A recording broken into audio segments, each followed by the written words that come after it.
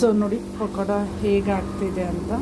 ಬಿಸಿ ಬಿಸಿ ಪಕೋಡ ಮಾಡ್ತಾಯಿದ್ದೀನಿ. ಬಟ್ ಇದು ನಾನೀಗ ಬೇಸಿಗೆ ಕಾಲದಲ್ಲಿ ಮಾಡ್ತಾಯಿದ್ದೀನಿ. ಇದೇ ಚಳಿಗಾಲದಲ್ಲಿ ಮಾಡಿದ್ರೆ ತುಂಬ ಚೆನ್ನಾಗಿರುತ್ತೆ. ಇದ್ರ ಜೊತೆ ಸಾಸು ಒಂದು ಸ್ವಲ್ಪ ಚಟ್ನಿ ಇದ್ದರೆ ತುಂಬ ಟೇಸ್ಟಿಯಾಗಿರುತ್ತೆ ಸ್ನೇಹಿತರೆ. ಆ್ಯಕ್ಚುಲಾಗಿ ನನಗೆ ಫುಡ್ ಮಾಡೋದು ತುಂಬ ಇಷ್ಟ. ವೆರೈಟಿ ಫುಡ್ಡನ್ನ ಟ್ರೈ ಮಾಡಬೇಕು ಅಂತ ಆಸೆ. ನಾನೇ ನನ್ನ ಕೈಯಾರ ಮಾಡಿದಂತಹ ಈರುಳ್ಳಿ ಪಕೋಡ. ಸೊ ತುಂಬ ಚೆನ್ನಾಗಿರುತ್ತೆ ಸ್ನೇಹಿತರೆ. ಒಂದು ನೀವು ಈ ಥರ ಟೇಸ್ಟ್ ಮಾಡಿ ನೋಡಿ ಹೇಗಿತ್ತು ಅಂತ, ನಿಮಗೆ ಹೇಗಿತ್ತು ಅಂತ ಕಮೆಂಟ್ನಲ್ಲಿ ತಿಳಿಸಿ.